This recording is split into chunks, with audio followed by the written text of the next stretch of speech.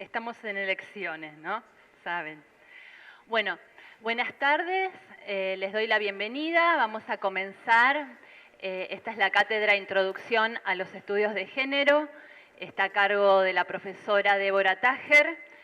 Yo soy Alejandra Lorruso, soy jefa de trabajos prácticos y tengo la enorme alegría de presentar hoy en este ciclo de teóricos especiales, que es un clásico dentro de la cátedra, a la doctora profesora Ana María Fernández, que, bueno, todos la conocemos.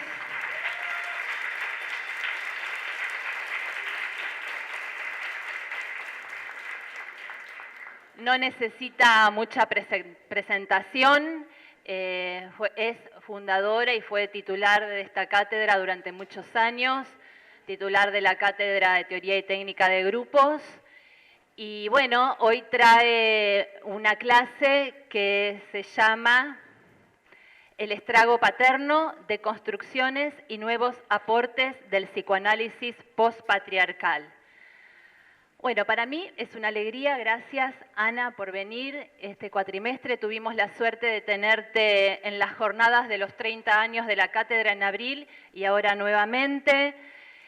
Bueno, qué decir, estamos de fiesta permanente y yo pensaba, bueno, hoy cómo presentarte y más allá de que todos y todes conocemos la trayectoria de Ana, decirles lo fundamental que es que formó muchas y forma muchas generaciones de profesionales, como decimos en la trastienda de la cátedra, en el armado de cabezas complejas, en una forma de mirar la realidad, una forma diferente, en tratar de acercar la brecha, de resolver la brecha que hay entre los esquemas que tenemos de conocimiento, entre los paradigmas que tenemos y las prácticas, los modos de abordar nuestra práctica profesional.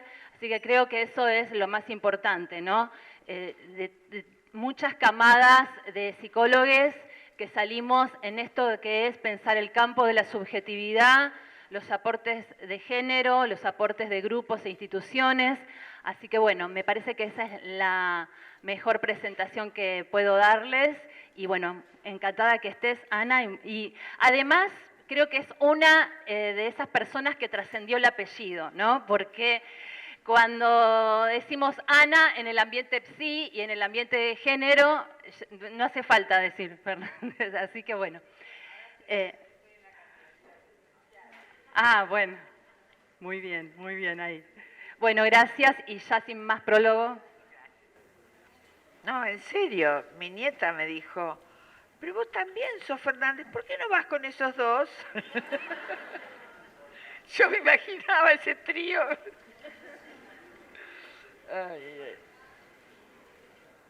Bueno, muchas gracias Alejandra por la presentación. No sé, me parece, me voy a parar porque les veo estirando la cabecita. Siempre es un gusto volver a la cátedra de género. Uno no puede creer que han pasado más de 30 años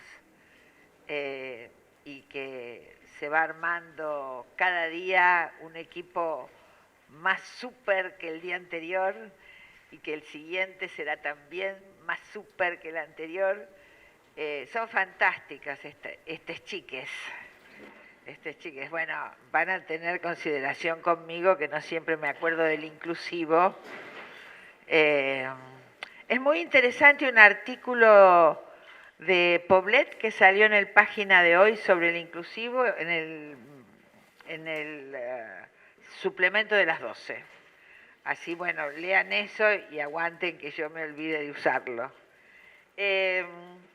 Una de las, creo, de las cuestiones que más podría ofrecer como una línea en mi pensamiento, como una marca, es cómo entrecruzar los estudios de género y el psicoanálisis. Yo siempre le digo a los alumnes,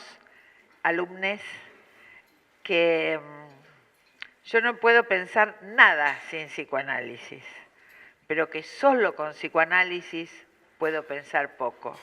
Es en ese entramado que pensamos el campo de los estudios de género y psicoanálisis, que ya hace muchos años en el extranjero dicen la Escuela Argentina de Género y Psicoanálisis, que venimos a hacer nosotros, está bueno.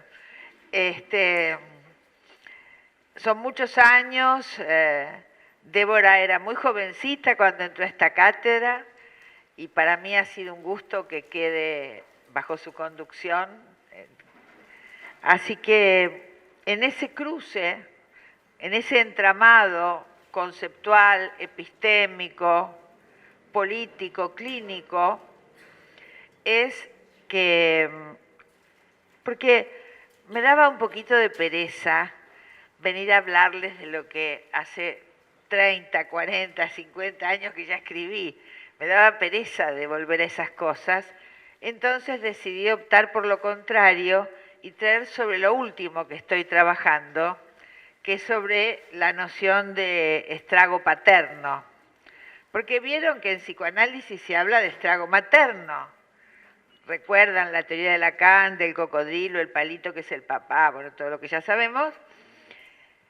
Y entonces un día, cuando me desperté a la mañana, pensé, pero si el 97, 98% de los abusos a niños y niñas, abuso incestuoso, es producido por el padre, el abuelo, el tío, el hermano mayor, es decir, son abusos sexuales incestuosos, ¿por qué tanto silencio sobre este estrago? Bueno, es una pregunta, se imaginan, de mi parte que no tiene la más mínima inocencia, porque apunta esto que hemos dado en llamar el psicoanálisis pospatriarcal, que aclaro, pospatriarcal no quiere decir que viene después del patriarcado, sino que está dispuesto a no quedar en las encerronas que las lógicas patriarcales invisibilizadas al interior de la teoría y los dispositivos clínicos obturan, desvían la escucha cuando no producen enormes iatrogenias y hacen tambalear, hacen vacilar a esta disciplina tan noble y que en origen fue tan disruptiva para los valores de su época, podríamos decir que hace vacilar a los profesionales, les profesionales que la ejercen, en un camino a veces sin darse cuenta que nos puede llevar, si no estamos advertidos de esas lógicas patriarcales invisibilizadas, del escenario de la cura al escenario de los dispositivos biopolíticos de control. Entonces es muy peligroso eso. Yo he trabajado mucho en la deconstrucción del episteme de la diferencia que atraviesa el psicoanálisis. He hablado mucho también de que cuando en la episteme moderna se piensa la diferencia, es siempre desigualada, ¿no? No solo se es diferente, sino que se es inferior, peligroso, enfermo. Y las mujeres estamos ahí, y las diversidades sexuales están ahí, y los bolivianos están ahí, vía Pichetto, pero no sería el único, y así de seguido, ¿no? Es decir, que hay relaciones de poder que atraviesan y no podemos pensar en la esencia de lo diferente sin pensar en sus dispositivos biopolíticos de inferiorización, desigualación, discriminación, estigmatización, segregación. El grueso de mis trabajos han estado centrados en las cuestiones más conceptuales de cómo al interior de la construcción teórica psicoanalítica, cuando se habla de diferencia, cuando se habla de sexuación, ahí estamos en un problema que es importante de construir para poder reconceptualizar. Mucho de lo que se ha podido avanzar respecto de las diversidades sexuales, de los universos trans, tiene que ver con lo que los feminismos psicoanalíticos en los 70 pudieron empezar a pensar a partir de aquella famosa pregunta que larga el feminismo en esa época, que era ¿por qué de la diferencia sexual deviene desigualdad social? Y en cada disciplina, las feministas de esa disciplina empezaron a pensar cómo eran las operatorias invisibilizadas por las cuales nadie se quedaba naturalizado y nadie se daba cuenta del sesgo androcéntrico de la historia, de la lingüística, del psicoanálisis, de la antropología, de la sociología, etcétera, etcétera, etcétera.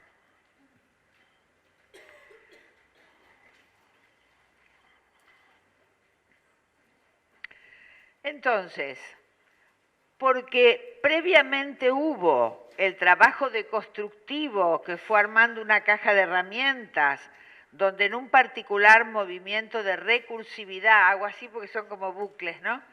De recursividad, primero deconstruimos y ponemos en visibilidad esas lógicas patriarcales, pero luego rescatamos alguna cuestión de esa noción que estamos deconstruyendo, porque como decía Heidegger, deconstruir no es destruir.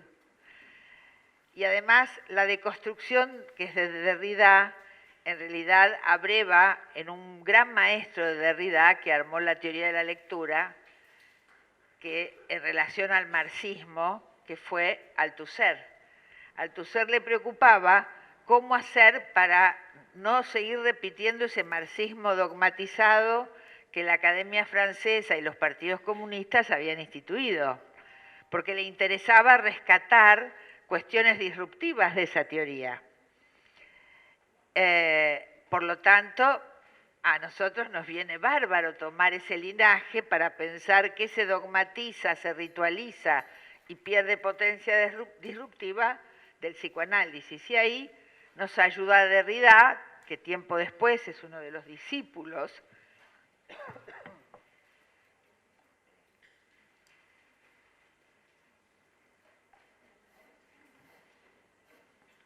que es uno de sus discípulos y que elabora la idea de deconstrucción. Entonces digo, cuando vamos deconstruyendo, yo puedo, por ejemplo, he trabajado mucho en jóvenes de vidas grises, como la idea del deseo como carencia nos deja muy atrapados para pensar, por ejemplo, ese deseo de que habla ese feminismo multitud, cuando las chicas dicen nos mueve el deseo y se sacan la remera, ¿no? Haciendo una cuestión performática de su deseo, pero cambiando el sentido de esa desnudez, que ya no tiene que ver estrictamente con lo erótico ni con lo pornográfico de los desnudos, sino con cuerpos combatiendo en lucha por sus derechos. Entonces, pero no puedo desde el deseo carencia pensar eso, y tengo que buscar un articulador, como es la idea de deseo como potencia en Spinoza. Pero una vez que haces esa deconstrucción, ves los límites del linaje platónico aristotélico de pensar el deseo esencializado como una carencia y rescatás el deseo como otro instrumento, volvés al amigo Freud con mucho cariño. Y entonces ves que en el fetichismo él dice que la construcción y el mantenimiento del fetiche da cuenta del poderío del deseo, porque hay que poder sostener la desmentida, imaginar que lo que más te gusta de una mujer es el dedo gordo del pie. Y eso, con eso tenés sexo. Entonces, él habla del poderío del deseo. Entonces yo tomo el poderío del deseo y ahora recupero la idea de deseo, pero con otra base filosófica. Esa es la recursividad en la construcción teórica que es necesario hacer todo el tiempo. Ya avanzadas todas estas cuestiones que irán viendo tal vez en alguno de los textos de la bibliografía, porque todo ese trabajo fue hecho a lo largo del tiempo, entonces fue hora de ir a mirar cuáles eran las lógicas patriarcales de los relatos clínicos de nuestro psicoanálisis. Bueno, hemos trabajado algunas cuestiones, pero ahora lo que me interesa es entrar primero en abrir esta pregunta. ¿Y por qué no se teorizó sobre los estragos paternos? ¿Por qué es tan fácil suponer que alguien queda capturado en la boca de cocodrilo materna y que en todo caso es ella, la madre cocodrilo, la que no ha permitido que el padre ponga sus marcas simbolizantes? Y él a lo mejor no tenía interés porque andaba jodiendo por ahí, pero no, es el estrago materno. Bueno, así son las teorías, no muy diferentes a las sociedades. Entonces, vamos a ir viendo algunas cuestiones que rodean, porque lanzada la pregunta, luego hay que ponerse a pensar, para poder ir pensando de qué se trata en ese estrago incestuoso.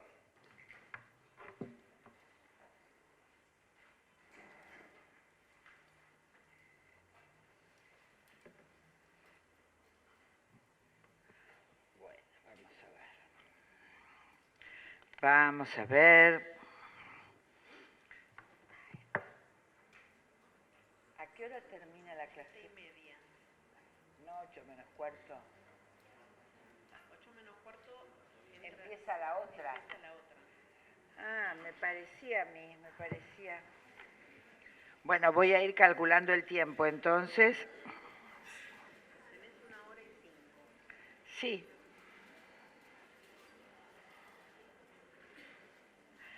¿Qué pasaba en nuestro psicoanálisis? Hay un momento en la teoría de la seducción,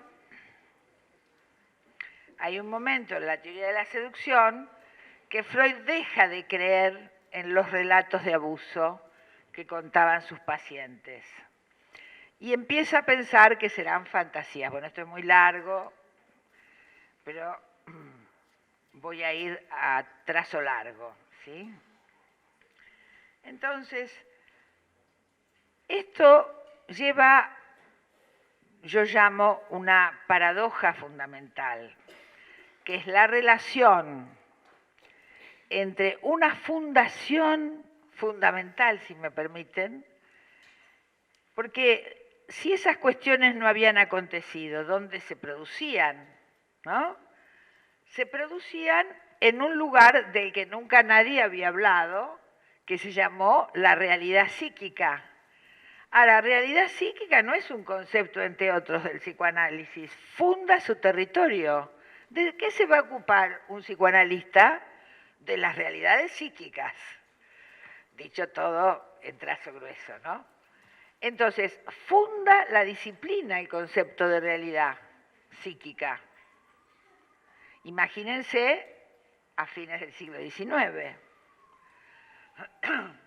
O sea, es un concepto fundacional, pero que paradójicamente, al mismo tiempo que se funda el concepto que inaugura la invención del psicoanálisis, va acompañado de una operatoria invisibilizada por la cual es necesario mantener desmentidos los abusos sexuales incestuosos, más allá de que Freud en los años 20 en algunos pies de página reconoció esta cuestión y dijo que no debería hacerse, etcétera, etcétera. Ahí hay una operatoria de invisibilización, de desmentida. No es cierto que fue el padre, fue la nodriza, ¿no? No es cierto que fue el tío, fue el vecino. Es una desmentida. Entonces, a eso le llamo la paradoja fundacional, que el psicoanálisis se funda al mismo tiempo que instala una desmentida acerca de los abusos sexuales realmente acontecidos. Sostener una desmentida es de alto costo psíquico y exige potencia psíquica, como decía Freud del fetichismo, ¿no? Creo que muchas de las problemas de dogmatización de las teorías en cómo se enseña el psicoanálisis y la ritualización y por lo tanto esterilización de también tener dogmatizado el tipo de ritual único válido, ese dispositivo clásico del diván, del 1 por 1, pienso yo, es una idea baladí, si ustedes quieren, bueno, palabra antigua, baladí, pero está bueno. Uno ya no puede escandalizar sacándose la remera, entonces hay que escandalizar con palabras muy antiguas. Decía que en esa paradoja fundacional, en ese ejercicio de desmentida, porque la desmentida no desmiente solo el punto inicial que hubo que desmentir, aquello que era una realidad insoportable, como la castración materna, sino que después tiene que seguir desmintiendo para que no le entre por la ventana lo que sacó por la puerta, o que le venga por la puerta lo que sacó por la ventana, ¿no? Entonces, esas operatorias están desmentidas, pero arman el desalojo de la desmentida, pero siguen operando. ¿Dónde operan? Operan en latencia todo el tiempo. Latencia no como lo que está oculto, sino como el late ahí todo el tiempo, tanto que no puedo verlo. Eso es para mí el modo de operar de las lógicas colectivas patriarcales o cualquier otra, pero en este caso las patriarcales. Entonces, estamos con que ya hubo abusos incestuosos que en la fundación misma del psicoanálisis fueron desmentidos. Y creo que es una desmentida que deja sin la hospitalidad del dispositivo a muchas niños y niñes abusades, pero también adultos en tratamiento que empiezan a recordar las situaciones del abuso. No creo que hoy tenga tiempo de poder detallar un poco cómo es la clínica de la escucha de adultos en tratamiento, que es muy difícil, muy angustiosa para todos, pero vamos a ver hasta dónde podemos avanzar. Entonces, ¿qué está operando ahí? Está operando la desmentida, está operando el a priori epistémico, que hace posible esta naturalización, invisibilización, hoy por suerte en franca revisión, hasta hace muy poco, para el mundo del psicoanálisis, los estudios de género eran cosa sociológica y no tenían nada que ver con el psicoanálisis. Solo las psicoanalistas feministas fuimos avanzando en estas cuestiones, pero hace algunos años que miramos con mucho interés cómo esto empieza ya no a ser un tema de un grupo de psicólogos feministas, sino que esto se expande a colegas que están en instituciones psicoanalíticas que en otro momento no se hubieran animado, y se expande en esta juventud, en este feminismo multitud, como lo llamo yo, que las niñas y niños empiezan a incomodarse cuando escuchan algunas palabras con profesores que hablan de cosas que no se dan cuenta que para esa gente joven es sospechado de patriarcal, porque está naturalizado. Ahora, y entonces vienen y dicen con gran entusiasmo, por ejemplo en las jornadas de la cátedra, dicen, queremos un psicoanálisis a la altura de la época. Cosa glamorosa, es una frase que viene de Lacan, por supuesto, porque siempre tiene que estar la cita para que acredite verdad, pero vienen con una frescura y un entusiasmo que es muy conmovedor. Ahora, desde el anhelo de construir un psicoanálisis a la altura de la época, a poder construir nueva teoría en todo ese proceso recursivo, es un proceso muy complejo. No se trata de decir, bueno, aquellas cosas eran antiguas, ya no es así. Tenemos que deconstruir ladrillo por ladrillo. Igual, Yo apuesto a que el nuevo edificio va a ser fantástico. Va a tener mucho confort, menos desalojos y mucha hospitalidad para los sufrimientos de género, para los sufrimientos de las desigualaciones sociales, para los sufrimientos de las diversidades sexuales. Hay que alojar esa diferencia sin entrar en los circuitos de reproducción biopolítica de la desigualdad. Dicho esto, fantástico.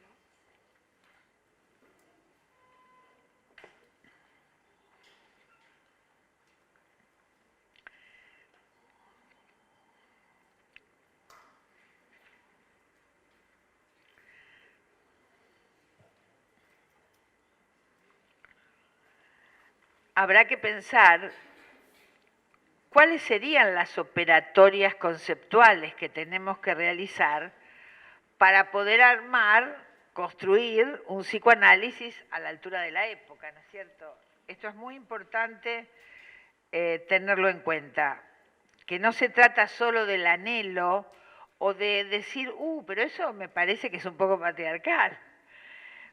Es un primer movimiento y también es un movimiento deseante.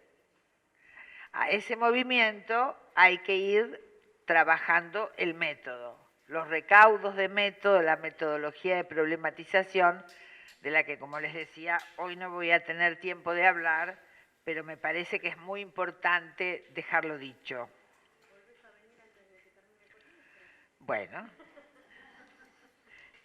Mire, hay lugares que no les puedo decir que no. Uno es esta cátedra, por supuesto. Si me dicen vení 7:20 de la mañana, pongo el despertador y vengo. Y otro es cuando me invitan de la Universidad de La Plata, porque bueno, yo estudié allí, soy platense, me tuve que rajar en el 75 y cada vez que me dicen yo agarro la carterita y voy, ¿viste? Bueno, acá también, así que con gusto.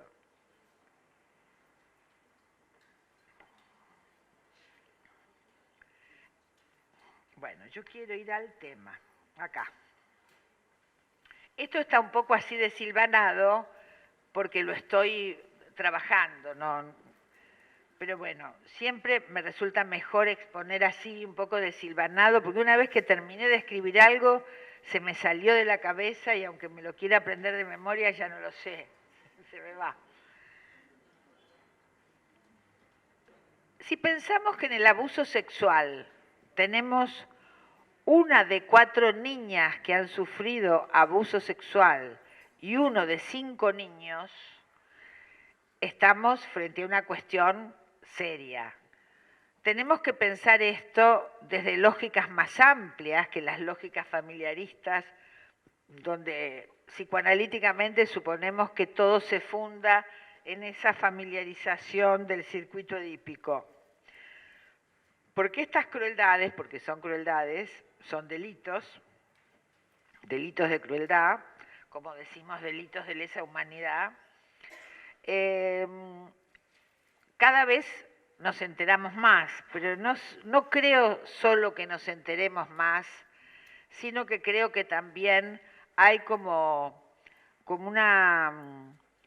casi como una epidemia de estas cuestiones de crueldades, violencias de género, femicidios, abusos de niños y niñas, que creo que están en relación con cuestiones muy específicas de esas violencias y crueldades, pero que también son partes de la crueldad de época en el sentido de las crueldades del capitalismo globalizado.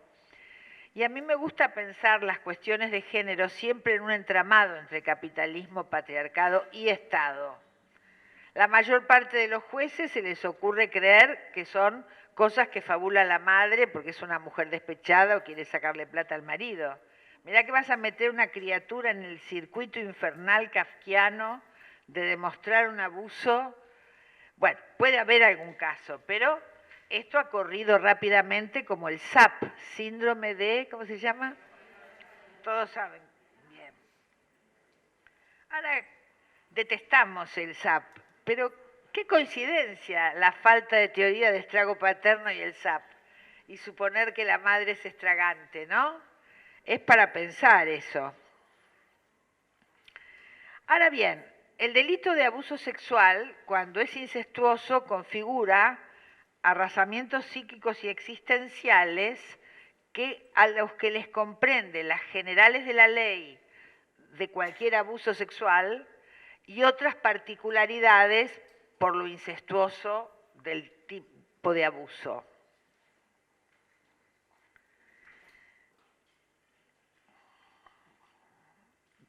Voy a leer pedacitos para ir más rápido. Silencios familiares e invisibilizaciones clínicas aún hoy suelen estar en la base de padecimientos luego diagnosticados como trastornos de ansiedad, graves anorexias, bulimias, desbordes y confusiones borderline, porque vieron, dicen que solo hay neurosis, psicosis y perversión, pero los borderline están ahí, ¿eh? Que los hay, los hay. Acá alguien acota que no sabemos quién es y nos gobiernan.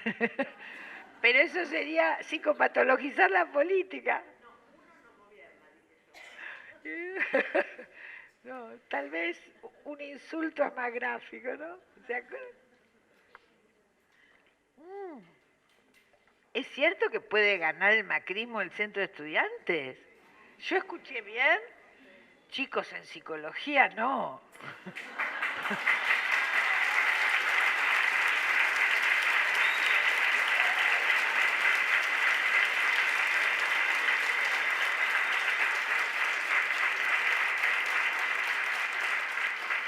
No, en psicología no. No se olviden de ir a votar, por favor. Voten bien, no voy a hacerme la democrática. Bueno, lo importante es el ejercicio del voto. No, pero me quedé impresionada. Hace muchos años que eso no pasaba. Y ganaron las de consejo directivo también. ¿Y fueron limpias? No, pregunto en serio, Porque es fuerte, ¿eh? Es fuerte. Bueno, no me voy a desviar. Borderlines, ahí estaba. Yo por chicanear me desvío. Esto es importante. Presentan con frecuencia tendencias suicidas, actuaciones de riesgo, autoagresiones físicas. Incluso en algunos casos suelen llegar a la consulta diagnosticados como trastornos bipolares y así medicados. La gravedad de la sintomatología se acompaña de diversas dificultades en las posibilidades de elaboración de los abusos de infancia. Es muy fuerte porque casi nunca recuerdan y cuando empiezan a recordar suponen que han empezado a delirar. No pueden creer que eso haya existido. Si puedo, después volvemos a estas cuestiones porque es muy interesante para el trabajo clínico porque, por ejemplo, a veces no recuerdan, pero aparecen recuerdos del cuerpo, pero no pueden tener la imagen, no tienen la representación. Bueno, una serie... a lo mejor llego para decir algo de esto, vamos a ver.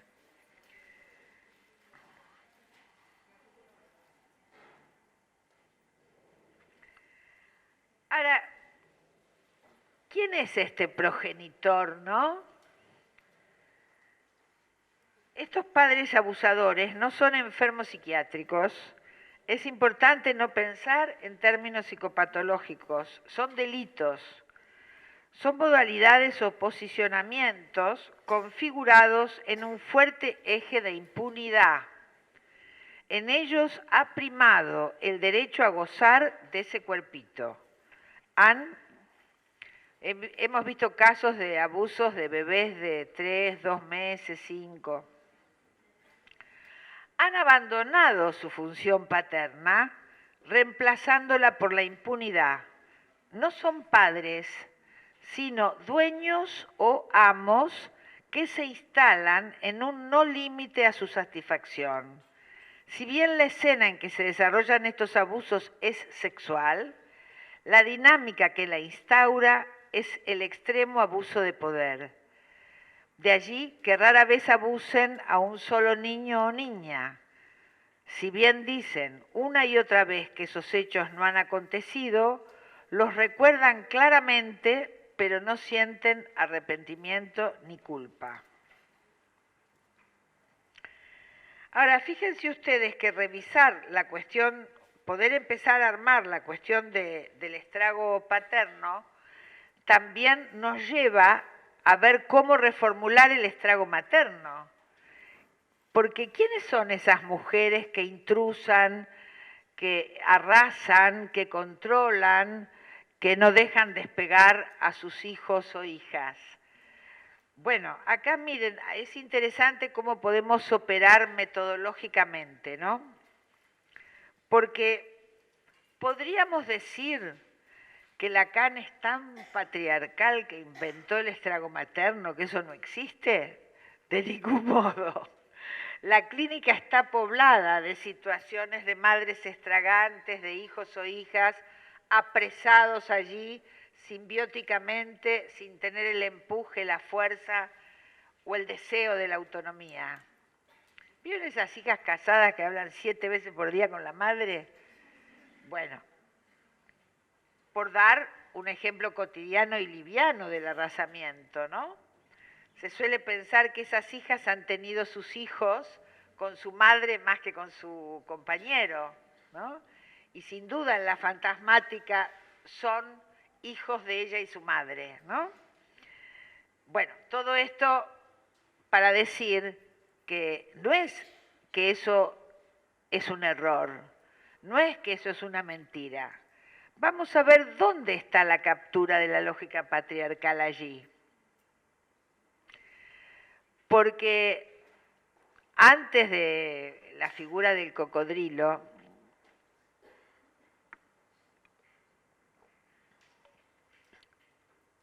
años 60 y pico, 80, hay toda una corriente en Francia, Granoff y Perrier, por ejemplo, que hablan de que la única perversión en la mujer es la maternidad.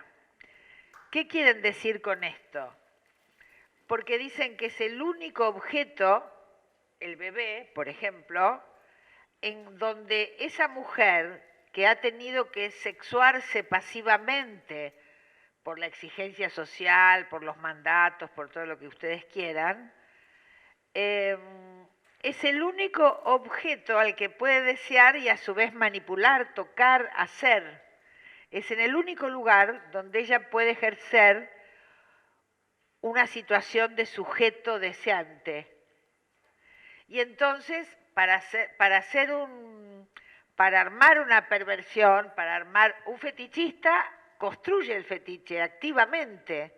Entonces, por eso es que ya hace muchos años que venía esta teoría, de la cual Lacan después toma la idea del estrago materno, sí, porque otra operatoria de mercado sería esta, o sea, capitalista, es no contar, cuando se establecen los seminarios, sacar todas las referencias de dónde sacó Lacan las cosas. Entonces lees solo Lacan y compras solo los seminarios de Lacan, y de ese modo crees que él inventó todo. Con lo cual, volviendo al tu ser, en el texto se hace con lectura bíblica. Lo que dice es verdad. Entonces, si yo quiero desarrollar cualquier tema y pongo la cita de Lacan o la cita de Freud, está bien. Está validado. ¿Se entiende? Por eso se habla de lectura bíblica del texto. En el texto hay verdad, porque es la palabra del Señor Dios. Entonces, decía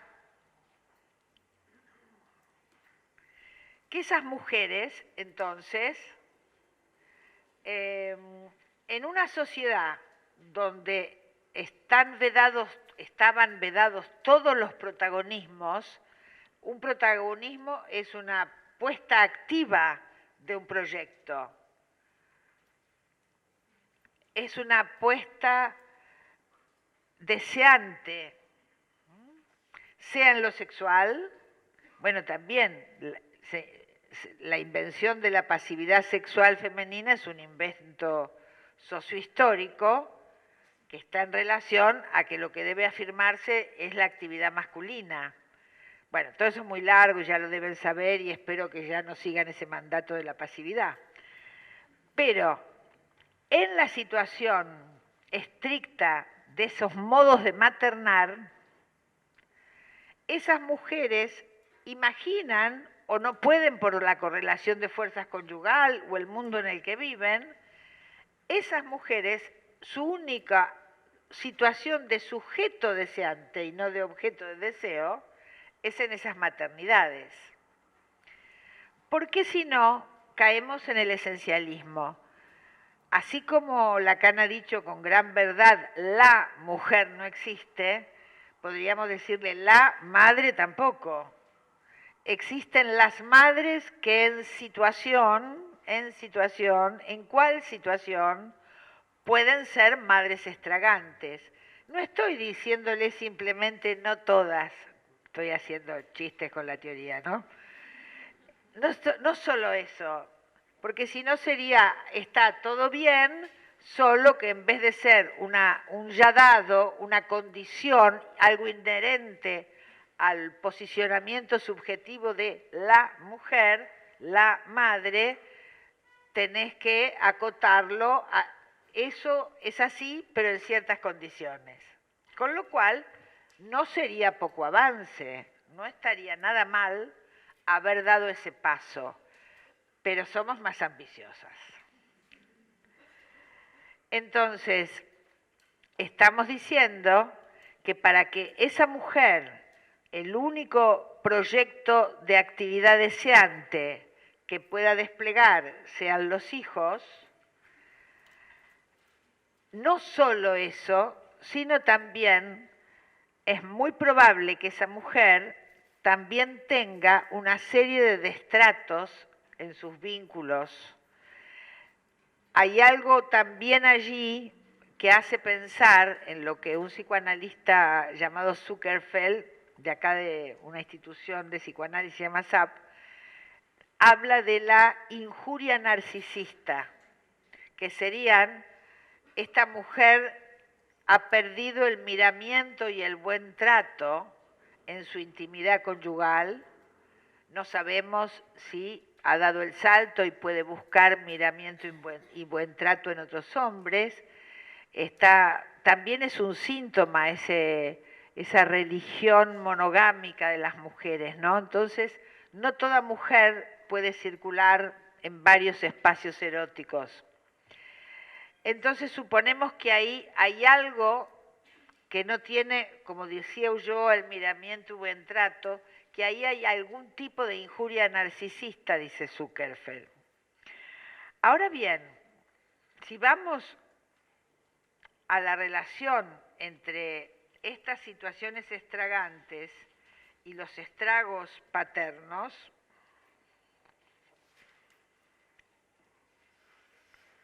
vamos a ir ahí.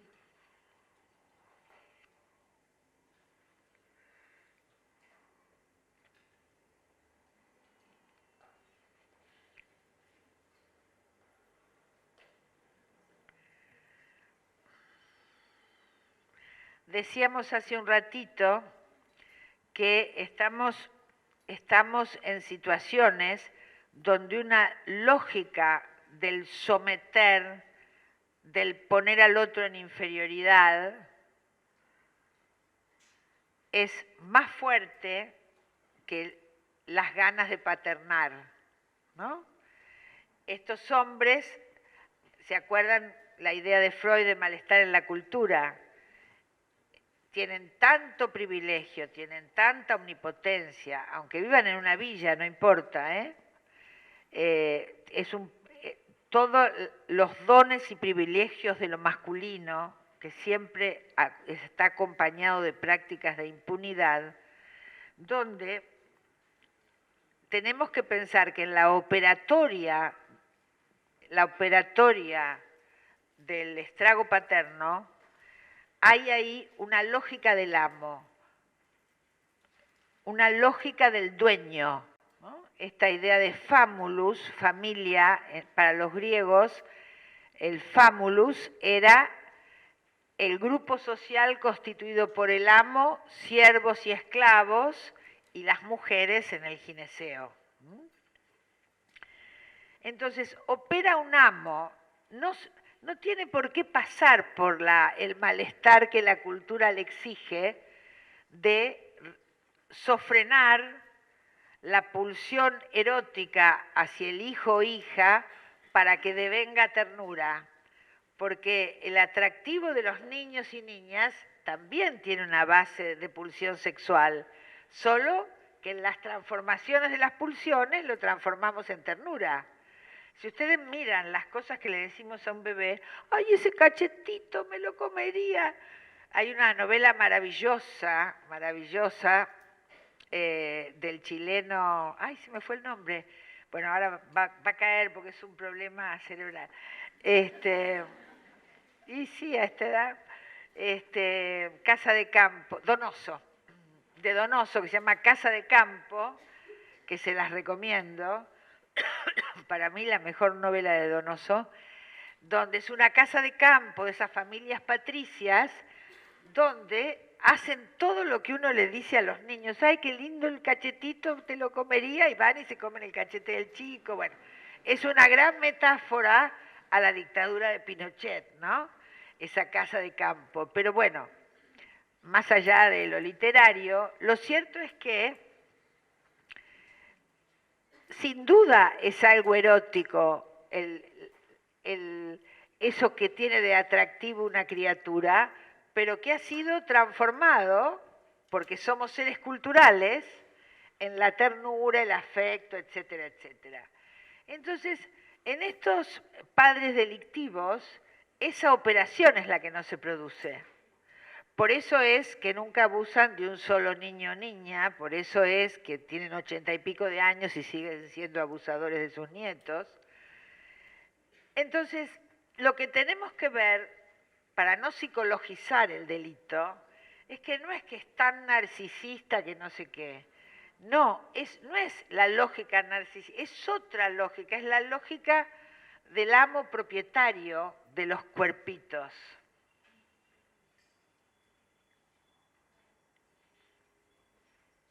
Ahora, junto a este horror, también me parece que es importante considerar una serie de situaciones donde se produce estrago paterno o fuertes arrasamientos, tal vez que no lleguen al estrago, de padres que en la vida cotidiana tienen conductas que nadie vería como preocupantes, porque están invisibilizadas por las lógicas patriarcales, donde, bueno, es un tipo chinchudo, o es un tipo de mal carácter, o sí, le hace chistes a los nenes que los chicos quedan como humilladitos, pero bueno, son chistes. Son varones que ejercen cotidianamente una lógica de la crueldad sin necesidad de matar a palos a nadie. Vamos a ver algún ejemplo en los hijos varones, algún ejemplo en las hijas mujeres, para que ustedes vean que más allá de este extremo feroz, que sería el abuso sexual incestuoso, ustedes saben que entre más pequeño o pequeña es el niño o niña, mucho más graves son las consecuencias psíquicas, y en aquellos cuadros donde vemos muchos ataques al cuerpo, tajearse, intentos de suicidio, ataques al propio cuerpo, podemos inferir que los abusos acontecieron antes que llegara el lenguaje. Así que estamos hablando de cosas muy, muy feroces. Es muy curioso porque yo cuando escribí sobre abusos físicos, esos chicos y chicas sometidos a grandes golpizas, todavía no podía escribir sobre abuso sexual incestuoso porque tenía poca casuística. Y después del Ni Una Menos del 2015, empezó a aparecer en la consulta cada 2 por 3 este tipo de abusos. Y después hubo otra vuelta con lo de Telma Fardín.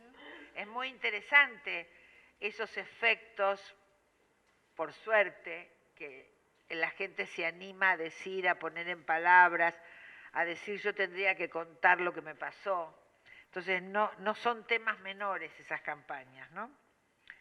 Pero estábamos entonces que ahí opera una lógica amo, una lógica del propietario que hace recordar a esta idea, también Ulloa decía, a los aspectos infamiliares de la familia, ¿no?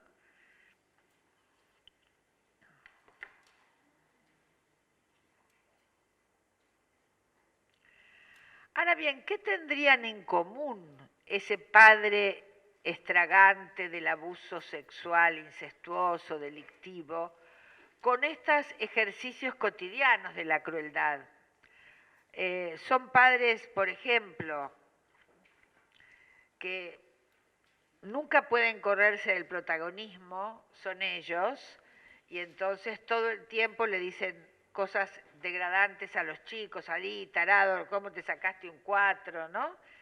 No es, bueno, querido, te ayudo a repasar un poco matemáticas, ¿no? Eso hace un papá que contiene y acompaña, sino es el que humilla, el que denigra, el que... ¿Vieron que hay familias que hay toda una costumbre de hacer chistes al niño o niña que como es chiquito no se da cuenta que se están burlando y sufre una enorme humillación cuando descubre el sentido de burla de lo que le están diciendo?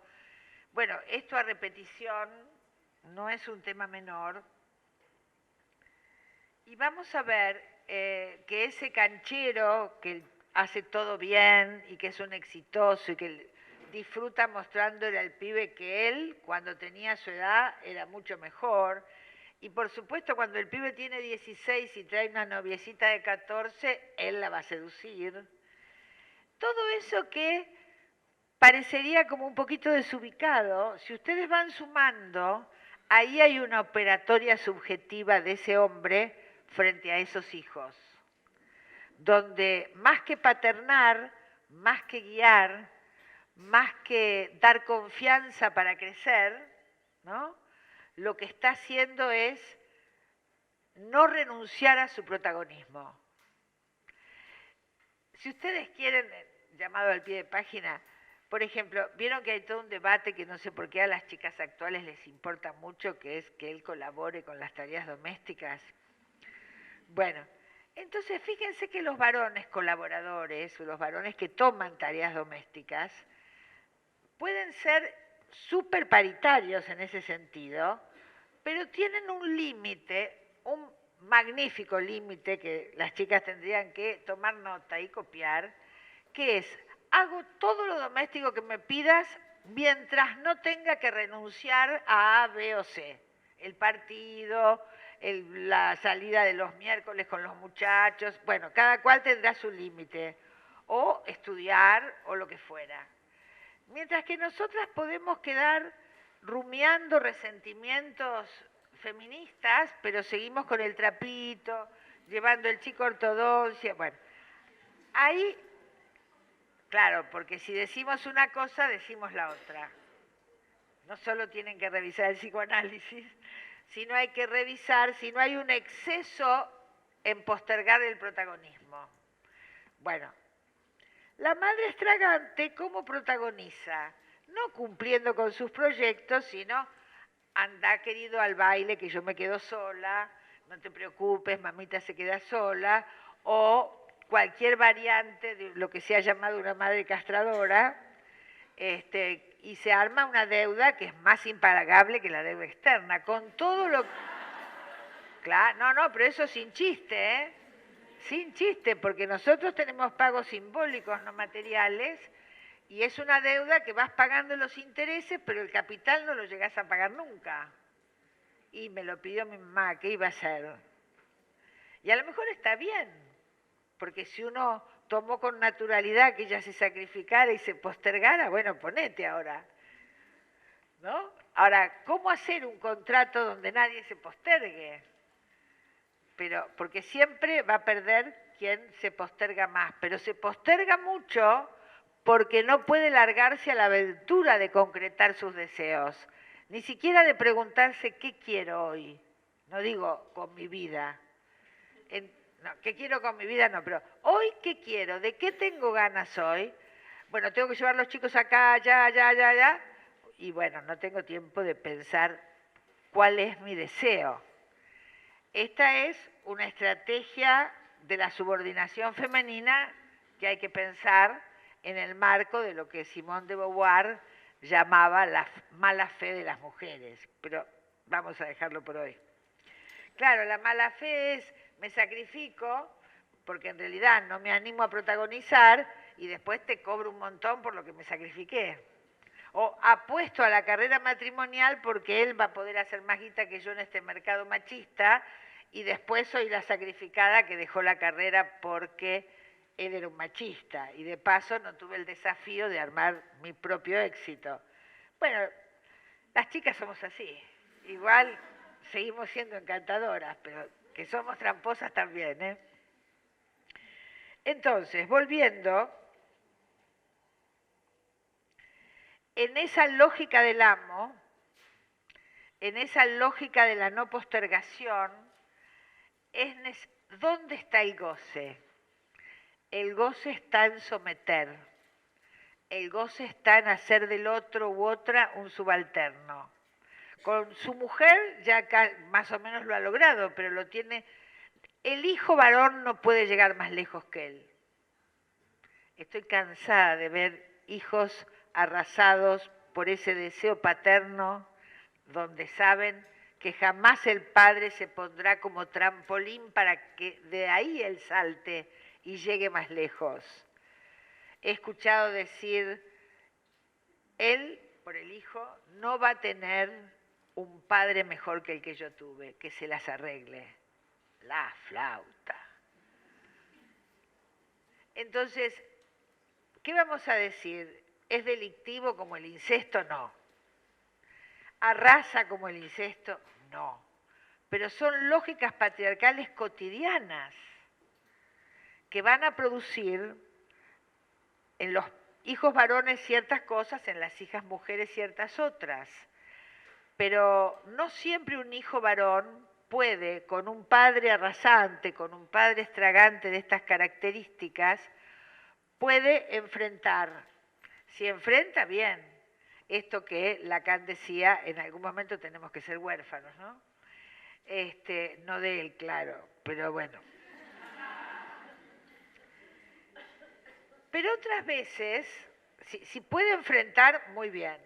Pero si no enfrenta, queda siempre por debajo de ese poder patriarcal paterno.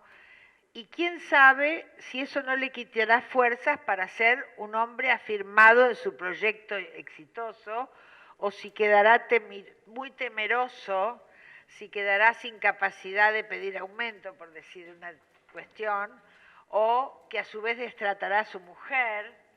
No, pueden ser varias las rutas del linaje de esa crueldad arrasante, de una rivalidad extrema. Yo le llamo rivalidad cruel, porque la rivalidad está buena, está muy bien que los hijos y hijas aprendan a competir, está muy bien que peleen por un buen lugar, está muy bien que pulsee ese niño con su papá y que jueguen a que le gana. Como esa niña tiene que poder jugar a la seducción y su papá ofrecerse al juego y tener clara la ley de prohibición del incesto. No es sin consecuencias que la prohibición del incesto vacile en ese padre, porque la niña lo percibe rápidamente y entonces ella no podrá armar sus juegos de la seducción tranquila. Entonces, vamos a tomar el ejemplo, vamos a tomar el ejemplo de lo que quiero decir en relación a la niña, porque yo he visto muchos casos de situaciones de mujeres que han registrado la mirada excesivamente deseante de su padre varón. Bueno, en un caso también de su madre mujer. Bueno, pero me desvío mucho. Entonces, y estas mujeres adultas que lo único, nada menos, pero quiero decir que no hubo abuso sexual concreto, físico, pero que registraron alguna vez o algunas veces o siempre la mirada excesivamente deseante, como libidinosa diríamos, de ese padre, han llegado a la consulta de 40, 50 años, 60, con muchas perturbaciones de esa mirada de más. Ahora bien, porque no quiso, no supo ese hombre transformar esa mirada libidinal en una mirada embelesada del papá con su nena, que es del circuito de la ternura. Entonces, miremos este juego de la mirada en más o de la mirada en menos. La mirada en más, muchos hombres, muchos varones, sobre todo varones muy galanes, por decirlo todo fino, para ellos, que son galanes entrenados en la exitosa conquista, las mujeres solo pueden ser vistas como posibles objetos sexuales. Cuando tienen una hija mujer, es muy complicado. Y entonces muchas veces optan por ni mirarla porque tienen miedo a su propia cosa loca. Ahora, estas hijas, por supuesto, no, esto es invisible para ellas, pero crecen sin la mirada embelesada de su papá, porque ese padre ni las mira y ellas creen que ese padre ni las mira porque son chicas poco interesantes, porque no hacen nada bien, porque no tienen polenta, porque no sé qué. Pero se ubican en una situación sí, de desamor o de destrato. Es muy difícil tener un lugar en la vida si uno no ha tenido una fuerte nutrición de embelezo de la madre, de embelezo del padre, de alguna abuela. Hay que investir con embelezo a una criatura para que luego pueda marchar en la vida con un paso más o menos firme. Bueno, entonces no la mira. Esta mujer adulta, todo esto ni se le ocurre, por supuesto, piensa que el padre quería más a sus hermanos varones, piensa que ella es una chica poco interesante, que no es atractiva, que no es... Hay toda una secuencia luego de ese no ser mirada, que ella cree que es porque no tiene ningún interés como físico o como persona o que tiene un carácter muy blandito o qué sé yo. O puede ser alguien que crece en resentimiento y en frustración, pero que en realidad, voy a usar una palabra que es un pecado, en el origen de la frustración está y el resentimiento, esa cosa rabiosa, ¿no? Esas mujeres rabiosas que refunfuñan, que todo les viene mal. Es probable que en el origen haya una mirada que no estuvo con el embelezo necesario de ese padre, que en realidad la estaba defendiendo de su posible desvío, que por ahí era una exageración neurótica de él, no importa, ¿no? Ahora, si la mira de más, esto está muy complicado también, ahí la miró de menos y esa muchacha no pudo armar la afirmación de sí. Si la mira de más, toda la secuencia que tenemos de la erotización de una niña, de no poder jugar libremente los juegos de la seducción. Es muy interesante ver la libertad de los juegos de seducción de una nena de 2 años, por ejemplo. Es fantástico, porque además todas las artimañas femeninas, en el más clásico sentido, las ponen en juego. Bueno, y los varones que están alrededor tienen que poder sostener eso, como decía. Y afortunadamente muchos pueden. Y sobre todo es fundamental que el papá pueda, sin nada de más. Porque entonces ella va a confiar en su capacidad de seducción. Si hay algo de más en el sostén de esos juegos, esa niña no va a poder desplegar en todo su esplendor sus juegos de seducción, pero nunca más los va a poder desplegar, porque hay algo que la amenaza si los despliega, y son mujeres que no tienen la libertad de la seducción, de los juegos, de los entrejuegos con el partener, en principio masculino, pero bueno, estamos muy amplios, así que cualquier partener, con cualquier partener hay que saber jugar alguna seducción. No necesariamente la vampiresa de los años 40, ¿no? Ni la mosquita muerta de los años 20. Cada generación encontrará cuáles son esos juegos y qué modalidades tienen.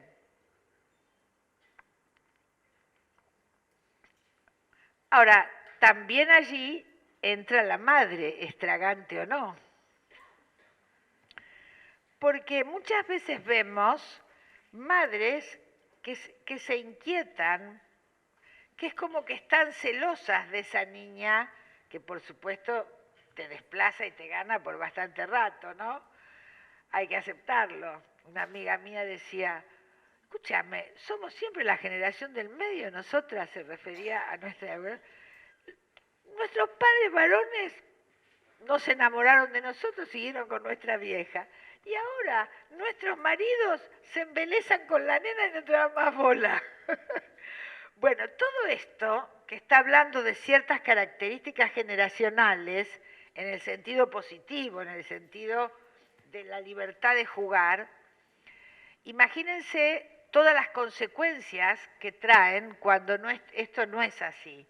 Una de ellas, ¿qué tiene que pasar por esa mujer? ¿Cuánto destrato conyugal, cuánto desmirar tiene que haber en esa conyugalidad o en su historia como mujer para que la amenace con celos el juego de una criatura de 2 o 3 años?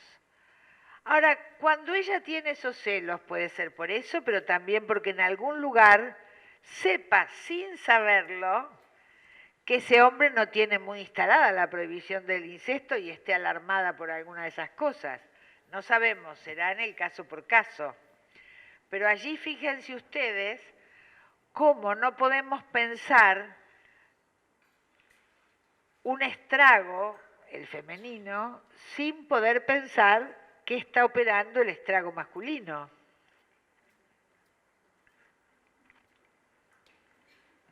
Sin embargo, las operatorias de un estrago y el otro son distintas. En el estrago de la extrema crueldad, del abuso, lo que se intrusa, lo que se violenta, lo que se desprotege, lo que se deshace, está en la intrusión, en el violentamiento del cuerpo. Mientras que en los estragos más leves, paternos, o en las intrusiones del estrago materno, allí en realidad lo que se está intrusando, invadiendo, violentando, es la subjetividad. Hay operatorias que van al cuerpo, operatorias que van a la subjetividad y por supuesto habrá operatorias que van en ambos sentidos.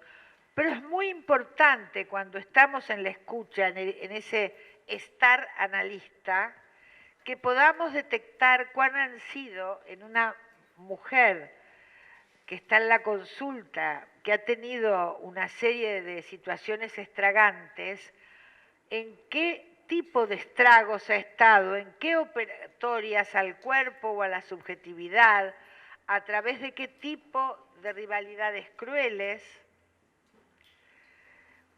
Porque si no miramos todos estas y además condicionamientos históricos sociales de lugares subalternos de las mujeres, lugares donde el placer es poner al otro en producir subalternos, fíjense ustedes que para estos varones, educar a un hijo varón es transmitirle las impunidades de género. Cuando Susana Toporossi trabaja con jovencitos, adolescentes, que han tenido conductas abusivas con niños o niñas más pequeños, que ella diferencia mucho cómo trabajar un caso y el otro, ella lo que dice que pensó que se iba a encontrar con jovencitos o adolescentes que habían sufrido abusos en la infancia, abusos sexuales. Y lo que encontró no fue tanto eso, sino encontró que de niños, en realidad, habían tenido padres que habían fallado, dice Susana Toporossi, en la transmisión de las legalidades.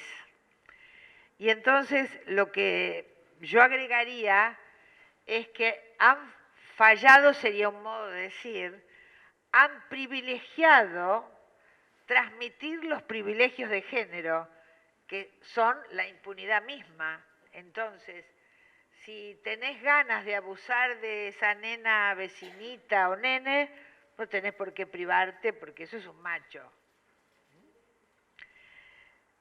Me parece que ahí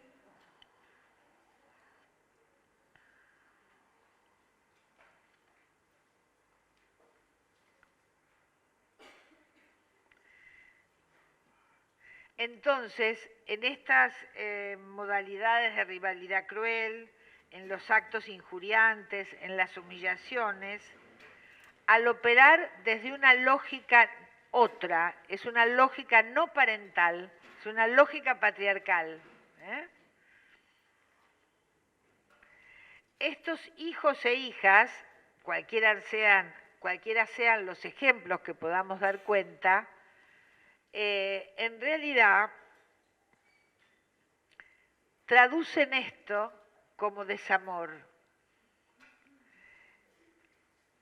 Pero este padre elige esta otra lógica porque prefiere, es un modo de decir, prefiere la satisfacción de subalternizar que de criar. Prefiere abusar, no privarse de ese cuerpito, que educar. Es muy duro decir esto, pero hay que tener muy claro que son personas que no sienten ninguna culpa. Por supuesto, habría que reformar toda la justicia, porque es gente que nunca va a parar de hacerlo y siempre va a buscar chiquitos o chiquitas pequeños, ¿no? El abuso incestuoso, el otro día veíamos un caso de una paciente que está trabajando todo el abuso de su padre, pero que viene casi en brote porque acaba de enterarse que este abuelo ha abusado de sus sobrinas, ¿no? Y entonces es muy interesante lo que ella dice, pero si mi hermana sufrió tanto como yo el abuso, ¿cómo dejó las nenas para que él las cuide? La hermana no tenía negado el abuso, recordaba, fue la que la ayudó a ella a recordar, pero operan como amnesias, Operan como amnesias. Por supuesto, todos estos abusos de las hijas, los abusos de las nietas o nietos, suceden sin que la madre cónyuge de ese abusador muchas veces tenga el más mínimo registro. A veces es tanta la desmentida de estas mujeres que suelo pensar que en realidad ellas deben estar desmintiendo un abuso de su propia infancia y entonces no pueden ni escuchar el relato de la hija, que por ahí tiene 43, 57, digo, se puede destapar a cualquier edad y puede estar silenciado quién sabe cuánto. no puede ni escuchar eso, porque en cuanto lo escuche un poco, puede recordar aquello que ella desmintió también de su propia infancia. Ahora, que haya madres, hermanos, hermanas que hacen causa común, que le creen y que la ayudan a recordar, la ayudan a alguna demanda judicial, la ayudan en la expulsión de ese hombre de la casa. Esto es muy raro, en general hay un temor reverencial a echar al abusador, ¿no? Aunque sean ya hijos muy grandes, aunque haya habido víctimas como nietos, hay algo del patriarca al que le tienen terror muy fuerte. A mí me impresiona, porque ese patriarca al que le tienen terror por ahí tiene 88, así que le haces así, lo tirás. No hay razones físicas para temerle. Sin embargo, estas mujeres tiemblan de terror. Y sobre todo tiemblan de terror cuando alguien de la familia le ha comentado a este anciano, como los torturadores, son ancianitos porque no tienen prisión domiciliaria, bueno, que le han contado que esta hija está diciendo tal o cual cosa, claro, porque empezó a recordar, y entonces entran casi a descompensarse, y cuando uno pregunta, pero ¿por qué te descompensa que él sepa? Tengo mucho miedo. Le tienen miedo. El otro día una dijo algo espléndido. Dijo, es que no solo hasta ahora decía le tengo miedo. ¿Qué te puede hacer? No nada, pero le tengo miedo. Como cuando era chica. Ahí se le euforiza el sentimiento. Pero también el otro día una de ellas dijo, ¿sabés qué me resulta insoportable? Que ahora que fulana le dijo que yo sé y que yo estoy diciendo tal o cual cosa, él va a volver a tener pensamientos asquerosos sobre mí. Es decir, se va a volver a excitar, ¿no? ¡Wow! Fuerte, muy fuerte. Entonces, para ir cerrando, lo que importa aquí es que ustedes puedan, para otra vuelta hablamos de la clínica de estos tratamientos, que es una orfebrería complejísima, ¿no? Pero lo que importa, que ustedes puedan ir como enhebrando, es justamente cómo uno va armando concepto, armando método para la deconstrucción del concepto, pero también va armando el dispositivo de la escucha desde otro lugar. Porque uno tiene que inventar muchas cosas para acompañar que vuelva el horror, ¿no? Y entonces vienen 2, 3 sesiones porque tuvo un sueño, pero después dice, no doy más, no quiero acordarme de esto, te cuento que fui al cine, porque no resiste ese aparato psíquico esa situación. Entonces, esas situaciones exigen muchísima destreza de orfebre, de ir calculando los tiempos en que aguanta, no aguanta, en estar disponible a cualquier hora para que llame por teléfono si está angustiada. Hablo de mujeres porque casi no tengo casuística de varones abusados. Algún paciente gay alguna vez ha dicho al pasar, pero no se ha detenido como para pensarlo como abuso. Y que entonces un psicoanálisis postpatriarcal tiene que no solo llevar el pañuelo verde, sino tiene que también poder tener el interés, pero también el coraje intelectual de repensar cómo opera y el gusto, el enorme gusto de pensar cómo operan las lógicas patriarcales que están invisibilizadas.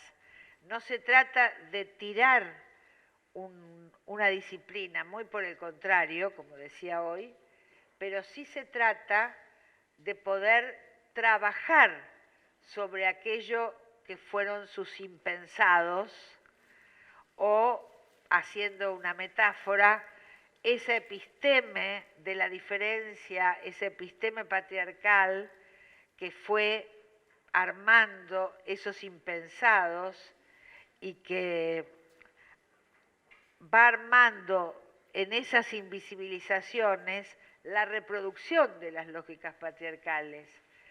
Por eso decía, es un camino para estar alertas epistemológicamente, clínicamente, políticamente, para no ser parte de la reproducción de la histórica alianza entre capitalismo, patriarcado y Estado. Muchas gracias.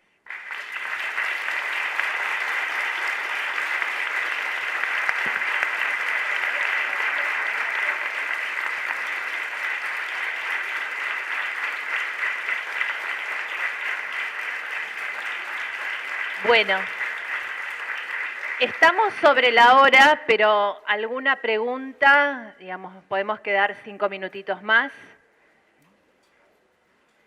¿Alguien que quiera hacer alguna pregunta?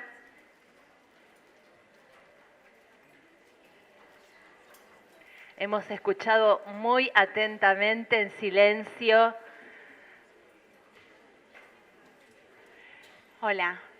Yo me quedaba pensando en algo que dijiste al principio respecto a el lugar de los existenciarios femeninos cuando están maternando y esta cuestión del mito del amor romántico y cómo, el mito de mujer igual madre y cómo se tiende a maternalizar vínculos en general, ¿no? No solo en la crianza.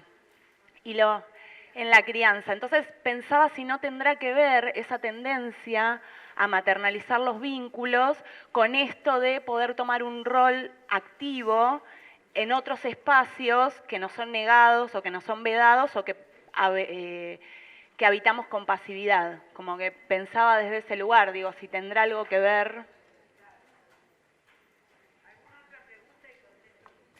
Yo quería hacerte una pregunta, ¿no?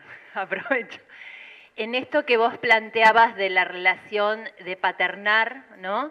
La diferencia que vos ves en el reconocimiento de la niña como objeto y del niño que puede estar en una posición también de abusador, de sujeto-sujeto, o cómo lo ves ahí en la relación de padre varón con hijo varón. Es muy interesante lo que preguntás, porque está mucho más ocultado eso, más invisibilizado. Pero les doy un dato.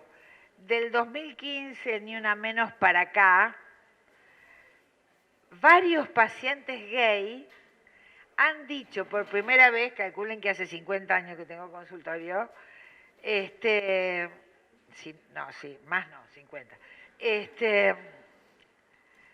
Han dicho que han visto la mirada libidinosa de su padre varón, que imaginan que su padre es bisexual o que ha tenido affairs con hombres. Hay algo del mundo del eros entre varones que ha estado absolutamente silenciado en la consulta, aún de pacientes que practican el amor entre varones, y empieza a aparecer lo del padre varón. Yo escucho más esta cuestión de la rivalidad cruel, pero hay algo creo que depende de esto que decía hoy, de cómo un varón supone que es transmitir lo varonil a un hijo varón, ¿no? Si es transmitirle el derecho a las impunidades de género o ese hombre a la sazón padre varón se ha interrogado algo del rol clásico masculino. Y ella me decía lo del maternaje, sí, eso es así, pero me parece que hay que hacerse cargo a la altura en la que estamos del siglo XXI y sobre todo en un mundo universitario que no vive arrasado por lo económico, mal, de los sectores marginales o de la extrema pobreza, nadie las obliga a obedecer. Por lo tanto, no hay por qué andar reproduciendo mandatos que sabemos ya que son una encerrona. Pero eso exige un gran y maravilloso desafío, pero para el que hay que tener coraje, que es hay que inventar otros existenciarios.